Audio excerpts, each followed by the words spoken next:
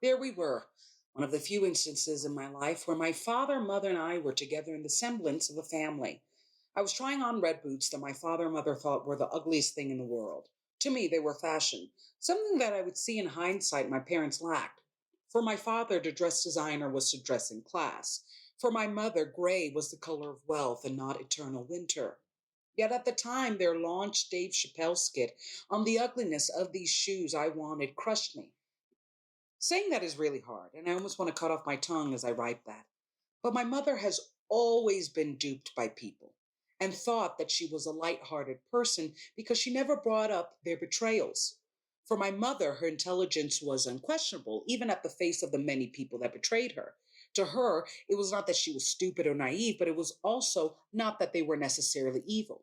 Instead, they all lived in some level of lostness that she had to forgive because she was also Jesus. My mother had confused compassion for docility and exhaustion, a trait I had noted in myself. Many times I did not fight back against existential threats and thieves because, frankly, I hate fighting. And boy, did they take advantage of that. Yet my mother trained me to believe this was the discomfort of a good person, emotionally regretting not slapping the shit out of the losers who try to Will Smith them. There I was with the boots on my feet, and my mother and father were laughing at me like an SNL skit. I felt crushed. My mother was not only laughing at me with someone I had told her was verbally and mentally abusing me, but was also laughing with the man she would claim ruined her life over the person that she said saved it. I could not understand the hypocrisy, and in perspective, I was so clearly sad. One of my expressive annoyances is that I wear my feelings even when I do not want to do so. She knew I was upset, but was too desperate and focused on looking lighthearted before the very person that made sure she could never be such a thing fully again. At the moment, as I watched their uniting laugh, I wanted to say, you know what's ugly? Planning a destination wedding with one woman while already married to another, and then having her find out you're an alleyway crackhead by you snorting more coke in your mutual bathroom. Of course, I did not say that. Yeah, that voice, whom I call the reader, is the one I always crush to my regret. Had I said that, I would have walked out with a black eye, but I sure would have felt like Superman. I was protecting people that did not protect me, at least not over their narratives, their humor, or worse, each other. That night, oddly enough, I still got the red boots and one of my hardest realizations. If my parents had to choose between their jokes and my heart, they would choose their jokes. Their incessant teasing of me would go on to make my childhood and self-esteem feel breathless, like I was flying through life with an oxygen mask. Yet to tell them this would then have them saying I had no humor, while also remarking I was one of the funniest people they knew. Once again, a hypocrisy I had to accept because they really did want their joke. So let's dissect. Yeah, I wanted these really, I mean, I have funky style. People really love my fashion. And even when I say funky style, I feel like I'm just trying to pacify how much my mother was always insinuating I was ugly.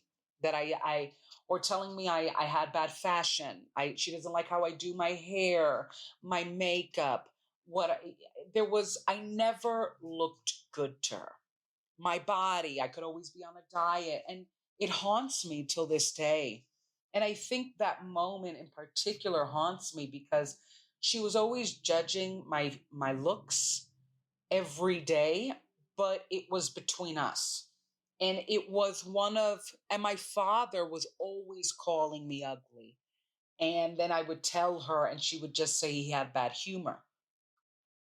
And it was one of the few major moments where we all three of us were together, kind of having this false we are family night. And I wanted these red boots, and my God, did they just eviscerated me. I ended up getting the boots, but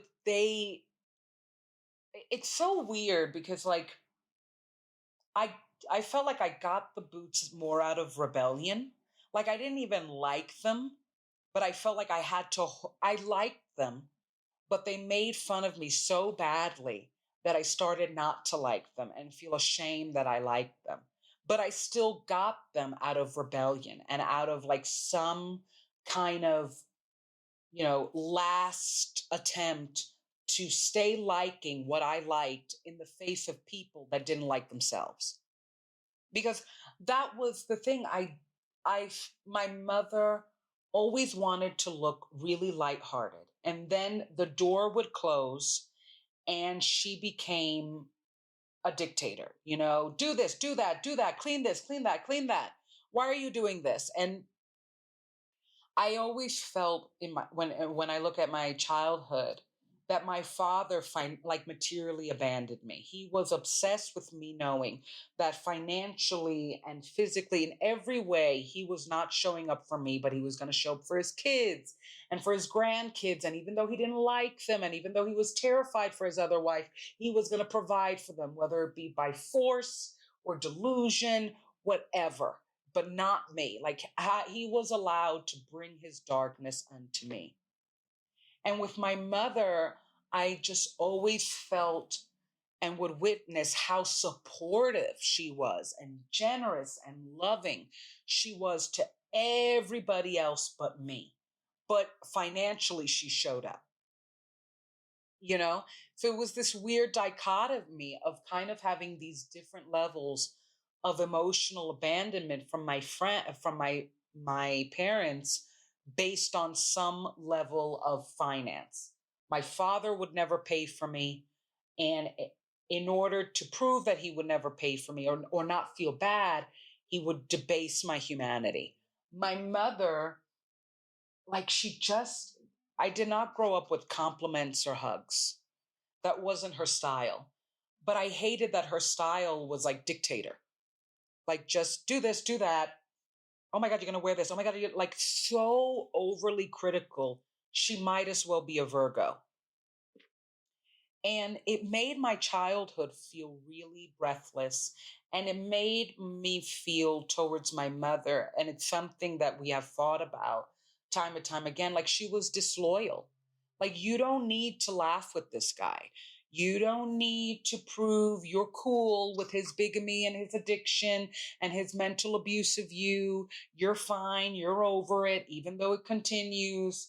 You don't need to prove anything to this guy, especially in exchange of me. And it was something that always happened throughout my life. My mother would prop me as the joke or as the lesson plan. Like, if she wanted to teach everybody how to raise a good kid, our shopping event would turn into make sure she's not spoiled, don't get her anything. And it's like, oh God. But only when she had her friends there. Or if we went out to visit family, there would be at least one massive joke cracked on my spirit. Deandra can't do this. Deandra can't do that. And the problem is, it made everyone believe that I was this needy, dumb kid that was also fun and somehow getting straight A's. Like, it's almost like my parents were my first lesson in contrasting reputations, because people were surprised at how intelligent I was, how wise I was, how chill I was, for how ridiculous they made me look, for how frazzle dazzled. My father never let me see his family often. He never felt comfortable. And I've said it so many times, he would go off that they're racist, that they actually don't like me. And the few times that I saw them, and he was there, I felt very monitored. Like, if I laughed too hard, he was like, calm it down, calm it down. I'm like, you're a cokehead. You're on coke right now. Who's not calm? And I think that's why that reaction I had internally of kind of wanting to say, what's really ugly? Bigamy. It's really ugly? Laughing with your bigamist. I just always felt I was this piñata for two people that hadn't healed themselves. And it's something that I think about a lot, because I want to be a mom, but I don't want to make the same mistake as my mother in believing that I will be so different from her without really healing what she did to me.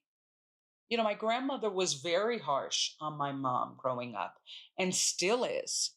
And my mother never healed it because my grandmother raised my mom with the same mentality my mother raised me, which is if I give to you financially, it is a symbol of my love. Yet I'm always telling you that you owe me and that it was really hard to pay for you over paying for myself. And it kind of makes the love feel like a burden. And I just didn't understand why she made me the joke or made me the burden for this guy that really was a loser. And that when he left, she would talk about how he was a loser or admit he was a loser, but kind of defend him like, what can you do? He's your dad. It, it really is crazy because I know my mother didn't love my dad, but this was an instant, like I had so many instances like this episode throughout my childhood that make me kind of feel like I just don't need to know why anymore. I don't need to know what their psyche was. Clearly it was crazy. And I got the red boots. I didn't wear them. I never wore them. They were with shame.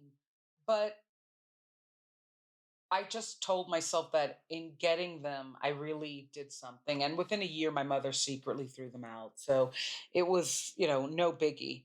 But the moment stuck out to me for sure. Check out daddyrecovery.com for my stories and my artistry. Check out DeandraReviewsItAll.com for my entertainment reviews. Check out Deandra on all music platforms for my music. And please follow me. I love that you're joining my journey. Thanks.